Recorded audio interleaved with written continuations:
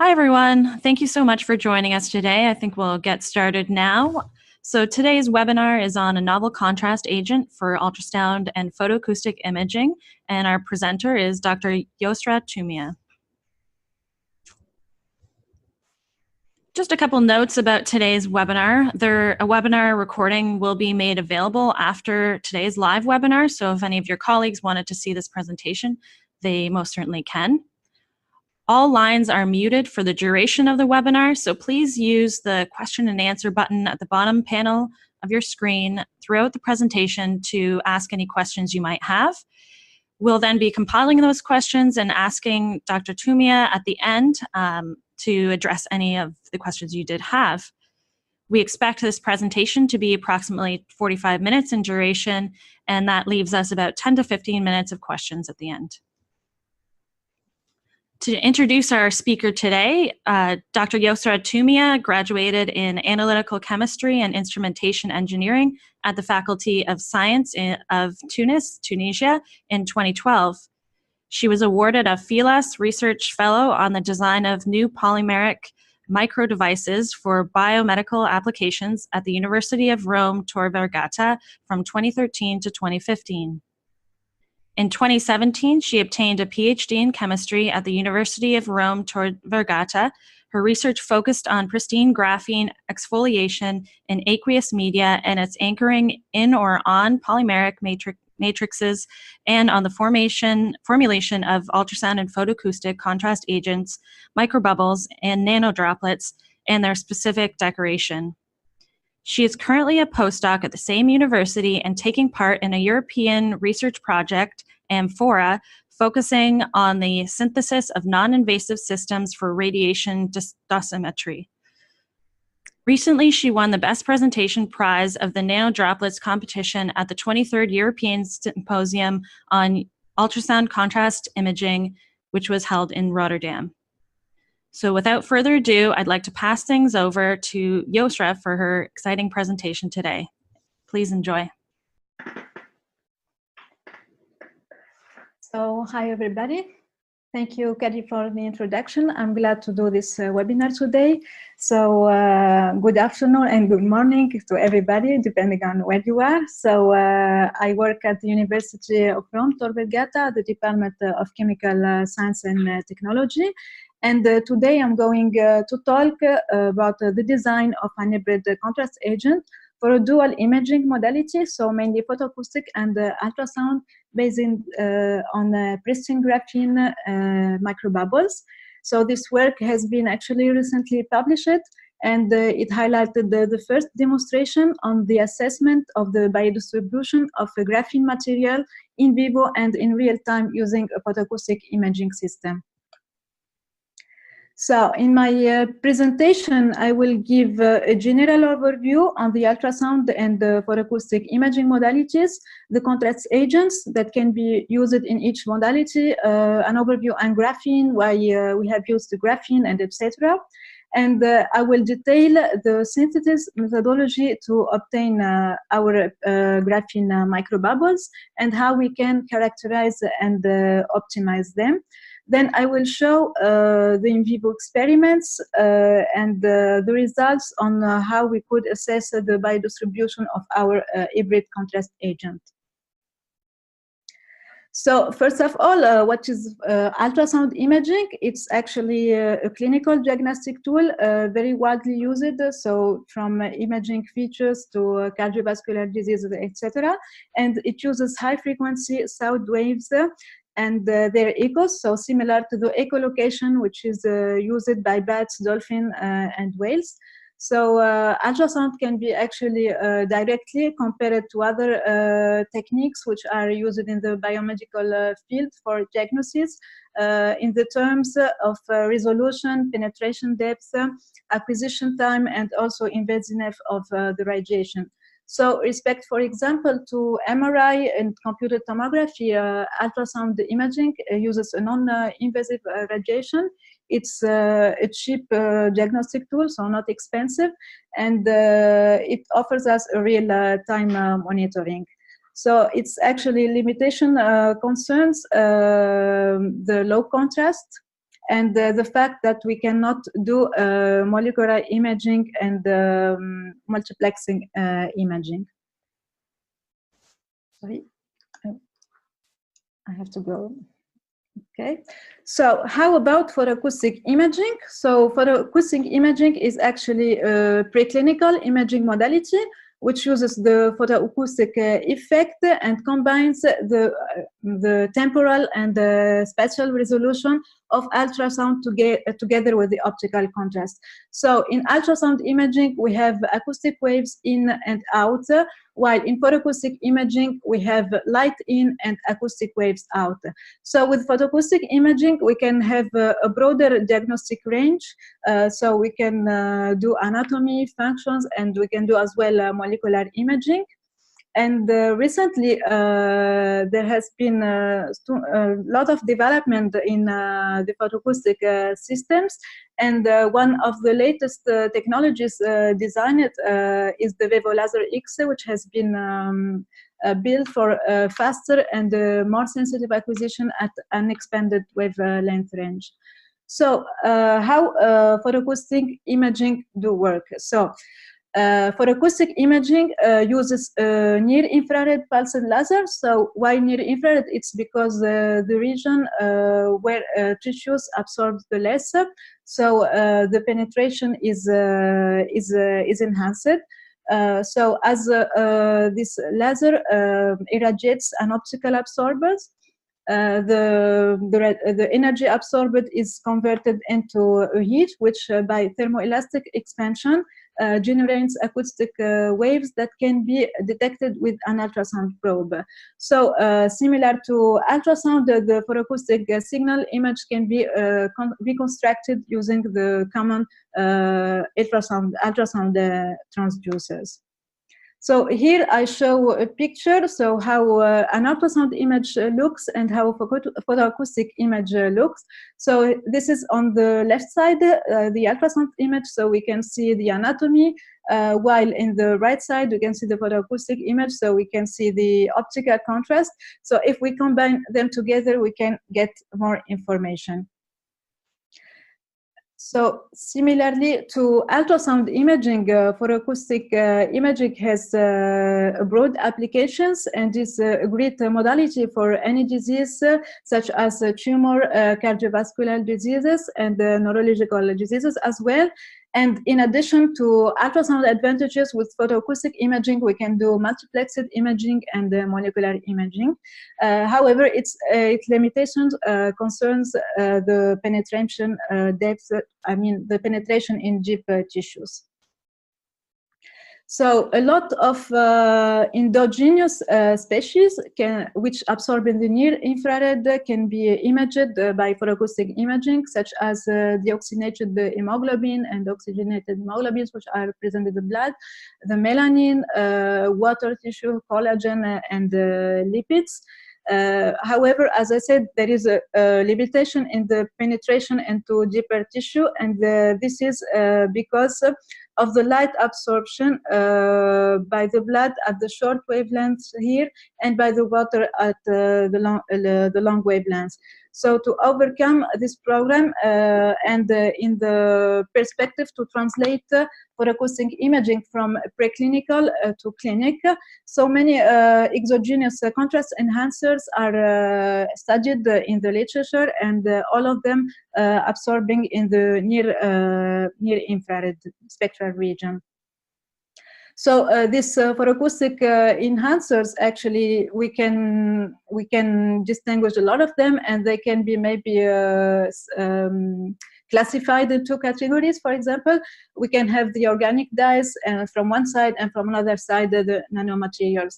So each category has its pros and cons, obviously. So for example, the organic dyes that are FDA approved, but they have a very rapid clearance, so a very short circulation lifetime in the body, while the other nanomaterials, they show a good photoacoustic response, but they are more difficult in terms of clinical translation. And the fate of some of them is still not fully yet understood. And another issue of the common contrast agents in the literature is their poor accumulation in tumor tissues when we are addressing the anomalies such as tumor. So among the category of the nanomaterials, we can also find the graphene derivatives such as graphene oxide, reduced graphene oxide, and single and the carbon nanotube. So one of the first studies which has investigated the graphene for photoacoustic imaging was published in 2013. So why graphene can be interesting for photoacoustic imaging? So in general, an optical absorption is, as you can see here, is dependent to the wavelength. So which is why the different exogenous contrast enhancers may have a different photoacoustic performance dependent on the selected wavelengths and dependent obviously on the peak where they absorb. So here I cite like examples like ICG, methylene blue, and gold nanoparticles. And on the right side, I report the absorption spectrum of graphene. And as you can notice, with graphene, we have a strong near-infrared absorbance, almost independent to the wavelength. So this could lead to a more efficient photoacoustic conversion respect to the other contrast enhancers. And here I would like to precise Pristine graphene, which is the intact non-modified graphene, and not the graphene oxide that we find most commonly in the literature due to its easier preparation and functionalization, but which has a much lower absorbance profile respect to intact graphene. So in all this, what is actually graphene?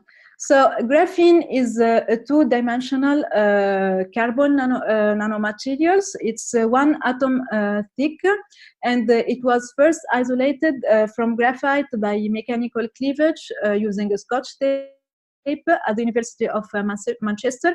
And the unique properties discovered in graphene, such as the mechanical strength, its large surface area, the high electronic mobility, and the optical properties led to the Nobel Prize in Physics in 2010.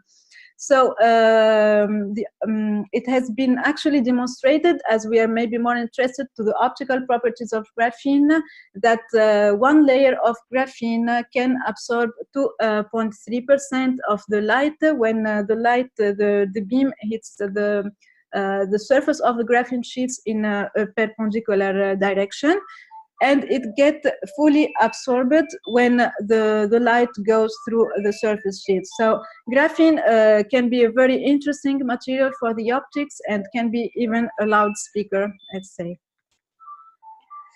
So how can we produce graphene? So there are many techniques actually to produce graphene, and it depends if we are interested to have a graphene in the solid form as a film or in the liquid phase.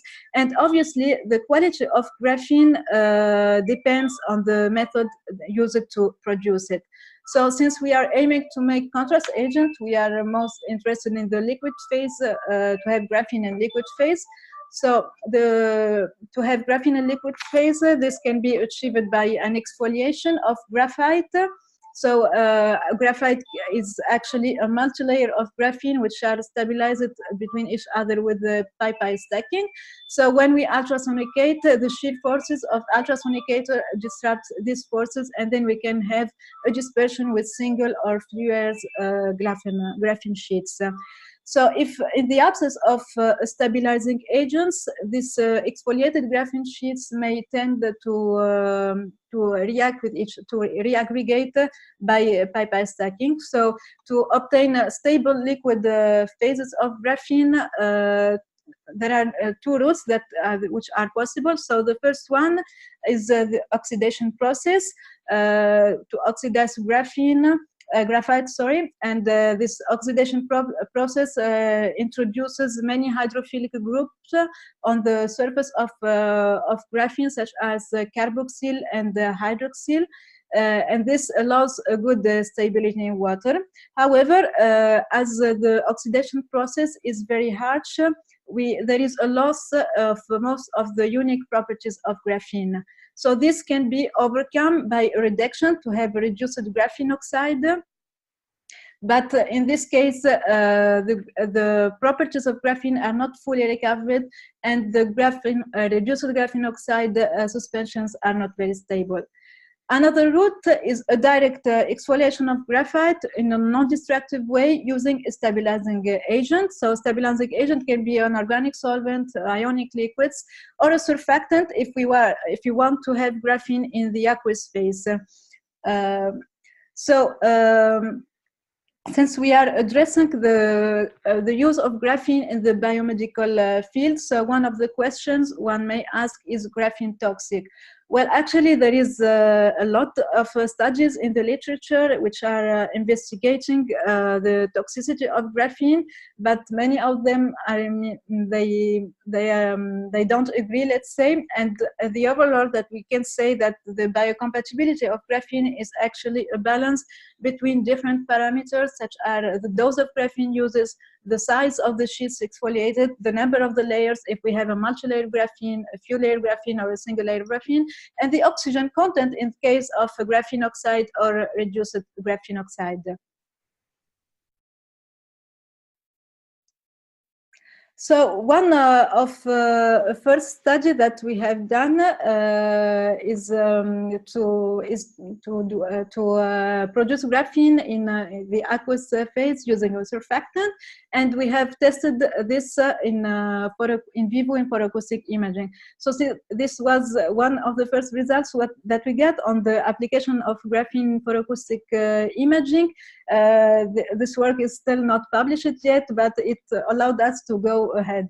So here I report in the left side the photoacoustic spectrum of graphene at dispersion. It's a pristine graphene dispersion. I say pristine because it has been exfoliated with the surfactant, so there was no surface modification.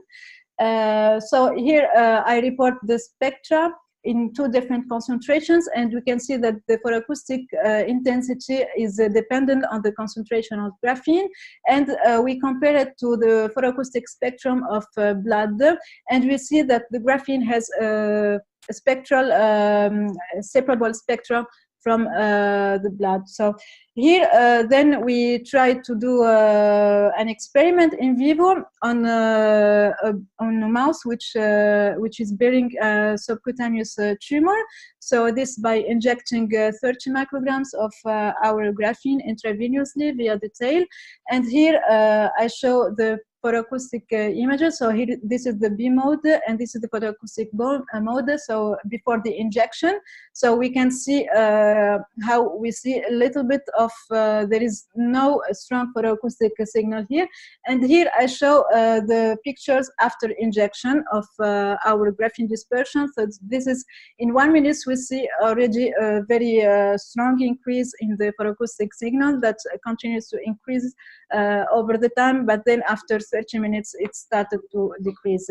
So these results encouraged us actually to continue with the graphene as a photoacoustic enhancer and to try to couple it with other agents. So from the other side, the microbubbles are contrast agents which are commonly used in ultrasound imaging. So microbubbles consist of a gas core which is stabilized in a polymeric or in a lipid shell. So in the market already there are many, we can find many microbubbles. I cited a few of them here. And actually the ecogenicity and stability of microbubbles is depending on the gas that we use and the nature of the shell. There is, now the studies are also focusing on what we call the next generation of ultrasound contrast agents, which are phase change nanodroplets. These nanodroplets contain a liquid core of low boiling point perfluorocarbon, which is stabilized in a lipid or a polymer shell, and this liquid core can undergo vaporization triggered by ultrasound to transform them into ecogenic microbubbles. So, respect to the microbubbles, nanodroplets can have more functionalities. For example, due to their size, they can extravasate in tumoral tissue, or they have a high drug loading capacity due to the hydrophobic liquid core. And here in this table, I cite a few examples of how we can combine the ultrasound contrast agents with the photoacoustic markers. So also microbubbles, actually, yes, as I said, they can be versatile. So we can pegylate them to avoid immune shielding. We can functionalize them with the specific targets to go to tumoral sites and so on. So here, the microbubbles that we were interested in for this work were the polyvinyl alcohol microbubbles. So the polyvinyl alcohol microbubbles have the air as a gas core, and which is stabilized by a cross-linked polyvinyl alcohol shell. So why PVA microbubbles? It's because they have a good chemical versatility. So we can have a lot of hydroxyl groups on the surface, aldehyde groups. They are very stable as they are polymeric. They have good ecogenicity, and also because PVA polyvinyl alcohol, which is PVA, is a biocompatible polymer. So the concept was to combine these microbubbles with graphene, so to tether graphene on the surface of microbubbles. And one of our crucial goals was to actually optimize our system in terms of balance between immune shielding and the photoacoustic and acoustic response of our hybrid system. So how here I show how we can prepare our graphene dispersion. So as I explained before, so we use an ultrasonication of graphite in the presence of a surfactant. We have chosen this surfactant because it has an aromatic ring, so it can allow us to have a pi-pi interaction with the sp2 surface of graphene. And in its hydrophilic tail, it has a carboxylic group, which is a functional group to attach other molecules. So the mean size of graphene that we get by these methods is almost 500 nanometers. And to assess the quality of graphene, one of the most powerful tools, and as it was called, like the fingerprint of graphene, is the Raman spectroscopy. So with the Raman spectroscopy here, I report the spectrum of graphene in comparison with the spectrum of graphite. So there are two main peaks that are specific to graphene. So there is the G peak and the 2G. So the intensity between 2G and the G peak, it gives us information about the number of the layers of graphene, while the G band that we can see here is related to the effects. So if we see that there is an increase in the G band, that means with our method of exfoliation, we have disrupted the surface of graphene.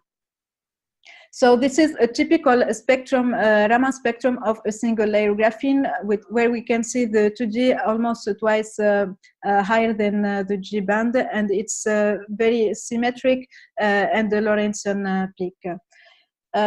We can also estimate the concentration of our graphene dispersion at 660 nanometers using this extension absorption coefficient.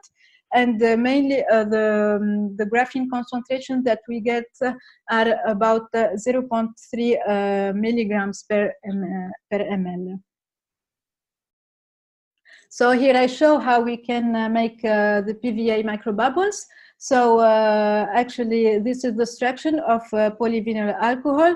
So the PVA microbubbles is actually made by the oxidation of the head-to-head hydroxyl sequences, which are present as defects in the structure of PVA using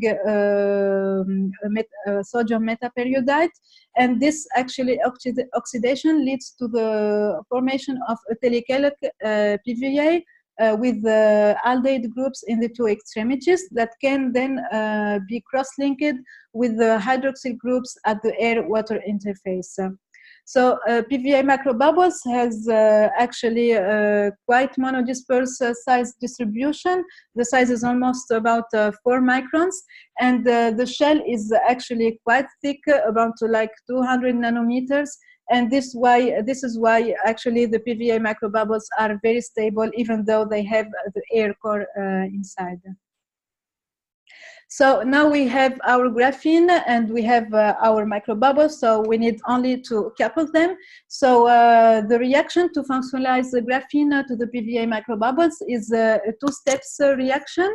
So the first one consists of reductive amination to modify the surface of PVA with the diamine on the aldehyde groups. So here we do reductive amination, and then we get modified PVA microbubbles. And the second step to tetragraphene on the PVA microbubble surface consists to conjugating the carboxylic group of the surfactant stabilizing graphene to the primary amine group of the modified PVA microbubbles, and this via EDC chemistry, and the reaction is quite fast and quite efficient, so it lasts only a couple of minutes, and then we obtain our hybrid microbubbles. So here I show a picture of microbubbles. So here you can see when graphene is not saturated on the microbubbles, so we can see graphene in the dispersion and the bubbles floating on the air-water interface, while when graphene is completely saturated to the PVA microbubbles, we can see it, it appears as a dark gray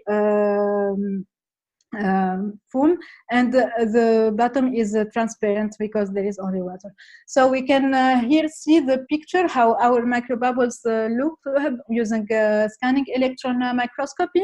So we can see that there are sheets that can be folded or crumpled of graphene, which are distributed over the surface of the microbubble. So one of the question is actually, even when we do this functionalization reaction, if the graphene maintains its quality once it's saturated on the microbubble surface. So for this, sorry, oops. So for this, sorry, I had a problem. So for this, we have done Raman spectroscopy on the hybrid graphene PVA microbubbles. So we have done a single microbubble Raman mapping. So we just focus on a single microbubbles, and we do different Raman spectrum to see where our graphene sheets are sitting, and then to see if the quality of graphene is maintained. So here is the different spectra mapped that you can see, and here one extractive spectrum. So we can see that the 2D band is actually quite high respect to the G band. And okay, here there are the signals that we can see from the PVA polymers and etc. So we have done also a Raman mapping on an area containing many microbubbles to see the distribution of graphene, if it's homogeneous between all the microbubbles. And we found that, yes, there are the graphene fingerprints in each Raman spectrum that we have recorded. So in order to actually optimize our system, we opted to use of different diamine spacers. So basically changing the length of the spacer. So here we have, for example, an ethylene diamine, which has 2 carbons. Here a pentamethylene diamine, which has 5 carbons. And the polyethylene glycol diamine with 2 molecular weight. 2000 and 6000 Dalton.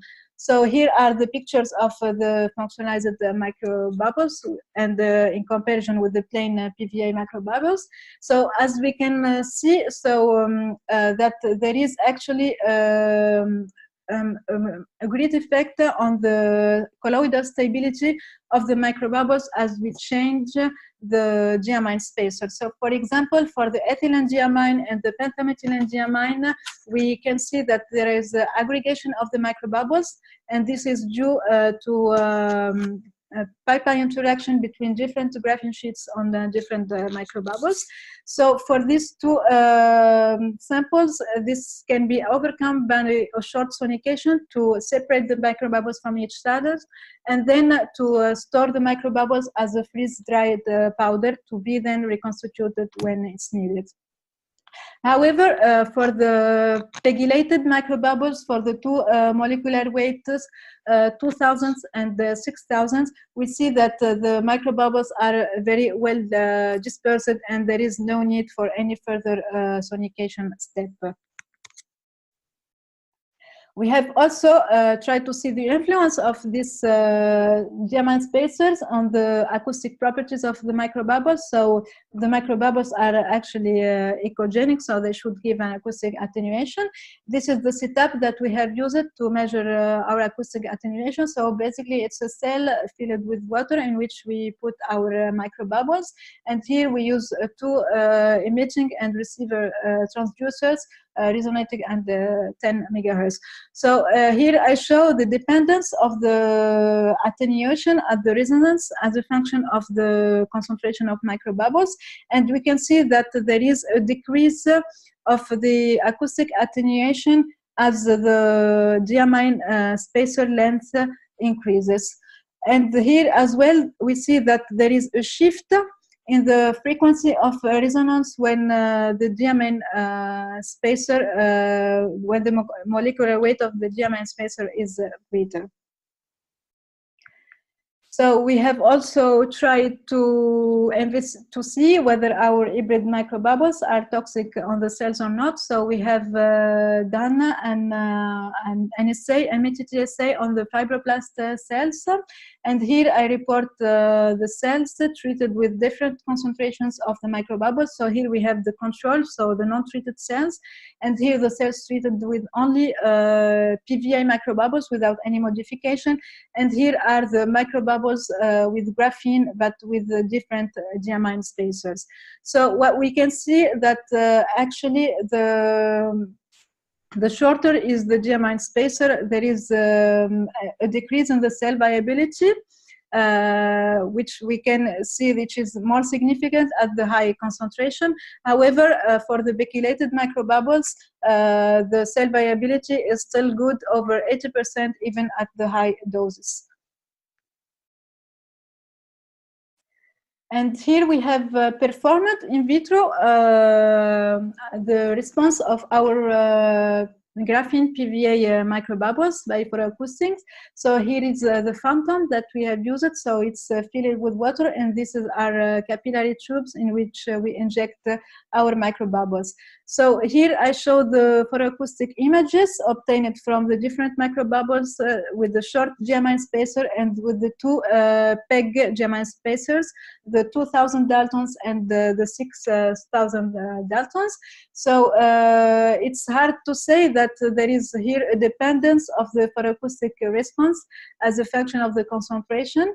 But we can see that when the length of the diamine spacer is increased, there is a decrease in the photoacoustic signal, which is more observed actually in the case of the PEG 6000 Daltons at the same gain. So this actually it's quite actually at the current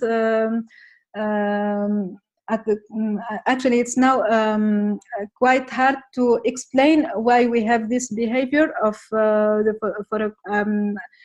in photoacoustics as we change the diamine spacer, but it can be either a chemical, maybe kind of chemical hindrance of graphene sheets, which somehow the PEG may screen it, or or maybe the microbubbles actually contributes to the photoacoustic signal. So we at the current we are not able to answer this now, but it's just an hypothesis. So here I report the photoacoustic spectrum of our graphene microbubbles. These are for the PEG 2000s, and in comparison with the deoxygenated and the oxygenated hemoglobins, so we can see that it has a good separable spectral profile.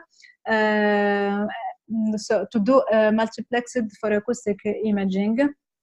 So we can select different wavelengths and we can see individually our contrast agents.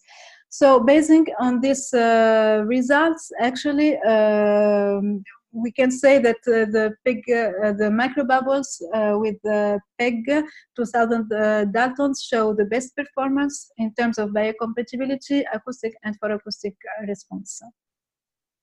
So this study has been recently published in the particle and particle systems characterization, and it shows where we have actually studied by in vivo multiplexed pies the optimized graphene PVA microbubbles, which has the PEG Diamine spacer with the 2000 Daltons. And this was using the Vevo LAZR X for acoustic equipment. So here I show the in vivo multiplexed photoacoustic imaging of our microbubbles. So here we have the kidney view, and we can see how our contrast agents perfuses through the kidney. So the graphene microbubbles actually are the green, while the oxygenated and the deoxygenated hemoglobins are the red and blue signals respectively. So the dose that we have used here of graphene is about 20 micrograms. And here, just to show the image of the kidney before and after injection. And we could also measure the kinetics of perfusion through the kidney. So we could see that there is an increase over 60 seconds, so over 1 minute, and then decreases due, this photoacoustic signal decreases due to the diffusion to the other organs. So we have performed 3D full body scan to assess the biodistribution of our graphene PVA microbubbles with multiplexed photoacoustic imaging. So on the left side, I showed the anatomy of the mouse in ultrasound mode, and here on the right side, I saw the comparison of the photoacoustic signals before and after injection. So I just remind that the green is our graphene microbubbles, and the blue and red are corresponding to the hemoglobins. So we can see how after injection, we can clearly see where our contrast agents go, and it mainly actually accumulates in the liver, and the lungs, and the spleen. So after this, we went to actually to quantify the photoacoustic signal from our contrast agents in specific organs, and this can be done by selecting volume sections from the 3D map. So here I show that the volume section of the kidneys before and after injection, as well as of the liver before and after injection, and we can see the enhancement of photoacoustic signal attributed to our contrast agent after the injection. So as I said that the PVA microbubbles are actually used as contrast agents in ultrasound imaging. So we wanted to see how do they actually respond in ultrasound using the non-linear contrast mode. So here I show the kidneys view before injection, and here is after injection. We see how there is an enhancement of the contrast. So in conclusion, as we can say that a stable graphene functionalization can be achieved, and that the molecular weight of the spacer has an influence on the colloidal stability of the microbubbles, on their cytotoxicity and their acoustic and photoacoustic properties. But overall, the graphene microbubbles showed a good biocompatibility, and they have shown as well a good photoacoustic performance in vivo using the multiplexed pi. And actually, this is very interesting actually to understand the fate of graphene materials, because in the current literature there is no study which highlighted the biodistribution of graphene in vivo and in real time without doing the slicing techniques. So in perspective, we want to use our microbubbles for tumor targeting, drug delivery, and also to couple graphene to phase change contrast agents. So with this, I will like to thank you for your attention, and I'm open to any questions. That's great. Thank you very much, Dr. Toumia, for your sharing your very interesting work with us. So at this point in time, I'd like to remind everyone to please use the Q&A button at the bottom of your screen, the panel, to ask any questions you might have for Dr. Toumia. So we've had a couple come in already. The first question is, do you see some of the other properties of graphene as being used in biomedical imaging, in the biomedical imaging arena? Well, the other property is actually photothermal therapy, because, well, as you know, graphene is a very strong near absorbance. So there are many studies which are highlighting the use of graphene as a photothermal therapy to do tumor ablations. That's great. Thank you very much. The next question, similar lines, is the biocompatibility of graphene. Is this more or less likely to get into the clinic than other nanoparticles, such as gold nanorods? Well, it's maybe yes, I think yes, because I mean, there are studies actually that have shown that graphene can be excreted by urines, but it depends also on the method to make a graphene and on its size as well. But I mean, when you couple graphene into biocompatible material, I mean, this enhances very well its biocompatibility. So this is important actually. Thank you. And how stable is the PVA microbubble? Does graphene improve the stability of the microbubble? Well, PVA microbubbles are actually very stable. So if you leave them for months, they still bubbles and they are stable. The thing that what we have seen is that there is a decrease in their ecogenicity, and this is maybe due to the hydration of the shell with the water. As for graphene, yes, the only thing that I have actually seen is actually when I have shown the aggregation of graphene microbubbles when we have used the short diamine spacers. With graphene, we can do sonication without distracting the microbubbles. If there is no graphene, it's not possible to do that. So there is some enhancement of the stability, because also graphene is mechanically strong material, so it enhances also the mechanical properties of the shell. Thank you. And the next question, with an IV injection of 20 to 30 micrograms, how much of that ended up in the tumor? How much of it ended up in the liver, lungs, spleen, or kidney? We can see here. Well, here we can see that the increase of the percent signals in the kidneys and the tumors. So we can see, for example, that there is it increased from 93% to 99%, and so we have seen that there is more accumulating in the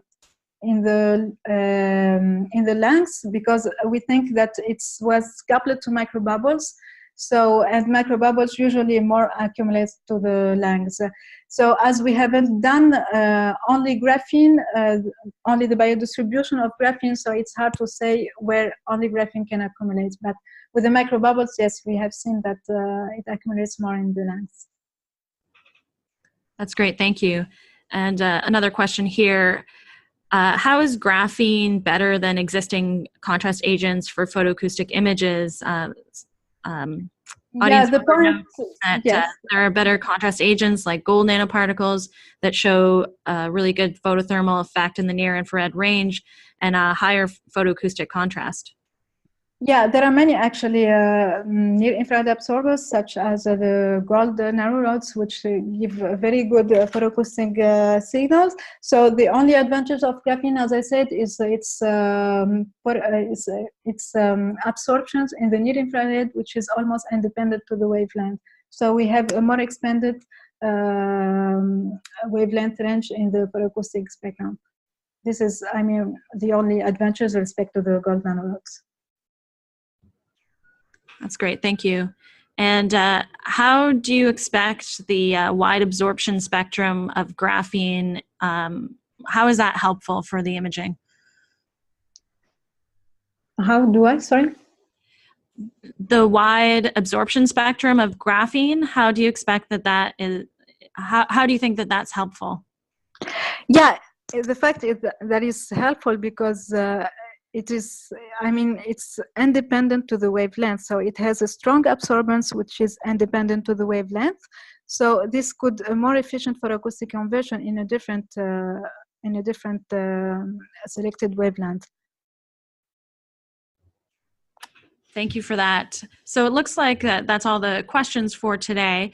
So I'd like to thank Dr. Toumia very much for her presentation, and we're just going to pass things off to our product manager here in the Toronto office, Drew Heinmiller, who will just highlight a couple things about our products. Thanks, Christina, and thanks, Dr. Toumia, for your talk. I met Dr. Toumia at the World Molecular Imaging Congress in Seattle a few weeks back, and it was really great to see her work and to meet her in person, especially with respect to some of the work she's doing. You know, the chemistry, to be honest, is a little bit beyond me, but it's interesting to see some of the work she's doing, especially with the biodistribution and using the system to do biodistribution. I do want to say a couple of things about the system. First, you know, this work was done using the new LAZR X system. Some of you may be familiar with our Vevo LAZR system. That's the system on the right or the left there with the blue box.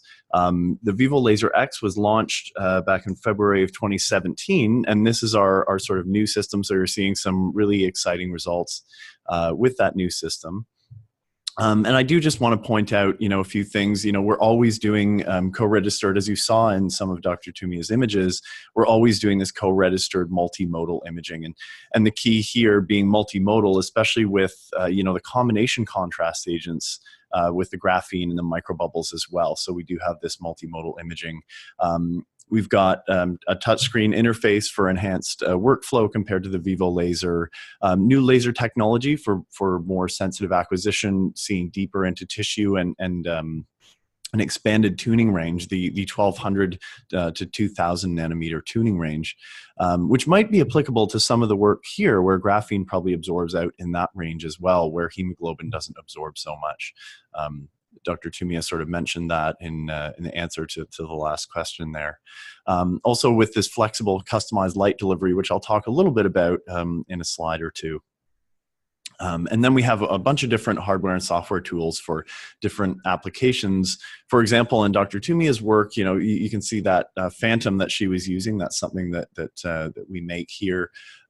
There's also an injector pump which can be used in conjunction with it to measure injections and do precise injections, especially when you're doing studies like these, where you're giving these intravenous doses and you want very accurate dosing and automated control of that injection. You know, we saw, you know, a fair range of photoacoustic imaging capabilities in this talk, but there are others. You know, this was more sort of a whole body approach, and I'll get to that in a minute. But we can also do, you know, with high frequency ultrasound and photoacoustic imaging, we can really pinpoint specific organs as well to do things like molecular imaging at you know, very, very precise and small scales down to about 40 microns. And then other applications just using oxygen saturation, for example, doing stroke and tumor hypoxia, ischemia, angiogenesis studies, as well as what you just saw, which is the molecular imaging. Really, we're talking about getting from a image of, you know, biodistribution, which looks like the image that many of you are probably familiar with at the top there, where we're just looking at an optical system. And we want to get down into the next level, where we're able to see with high resolution at depth different structures, and also collect, as I mentioned, multimodal information. So just looking at morphology and structure, blood flow, perfusion, and oxygen saturation as well. I do want to talk about this whole body imaging. Dr. Toumia was not actually using this particular setup. She was just using you know, the existing system, imaging sort of epi-illumination, it's called. So just illuminating from one side and collecting the data from that one side. We've developed a prototype whole body imaging system, which has a few features to it. You'll notice here, there's our 3D motor. We have an expanded 3D motor, so we can scan up to 65 millimeters. So that's essentially the entire body of the animal. What you're seeing there, the image on the left, is basically from the chin of the mouse right down to the tail base, looking through the entire animal. But we've also added, with the ability to remove the optical fibers from the transducer, we're able to do epi-illumination and transillumination. So you're seeing there on the bottom a glass plate. We can shine the light up through the glass plate. Half the light will come up from the bottom, half will come from the top. And this way we get much more uniform light distribution to be able to do these true whole body imaging studies. And what you're looking at on the left there, actually I'll describe that in the next slide, but we're able to collect this molecular data, and then of course with spectral and mixing be able to unmix the oxy and deoxyhemoglobin, which you're seeing there. This was done in some work that was done here by Jonathan Vevo, where he was doing some biodistribution studies just with indocyanine green, which is eliminated through the hepatobiliary route. And you can see here these, you know, basically scanning through from the liver down to past the bladder. You're seeing before the injection, and then various times after injection of ICG, that clearance through the liver, through the gallbladder and the liver, down into the intestines over time, right down to 48 hours. And again, we're seeing that with very, very nice resolution at depth. Okay, thanks, Christina, and thanks, Dr. Toumia. Thanks, Drew, for that update. I'm sure a lot of people found that very interesting information. So at the end here, I just want to remind everyone to please connect with us in any way possible. You can visit our website and also our customer resource portal through our website, and you can submit any questions you might have via the support request forms found there. Also, please make sure you're keeping track of our webinars for any future webinars you'd like to register for, or to view any past webinar recordings. You can find us on all our social media channels, and please look at what conferences we're going to in case we're at your next conference, and come visit us at our booth. And of course, if you have any questions about our products or our technologies, again, please fill out one of those web forms on our website, and we would be very happy to chat with you further. So with that, I'd like to thank everyone for signing on today with us, and thank Dr. Toumia very much for sharing her work today, and have a nice day.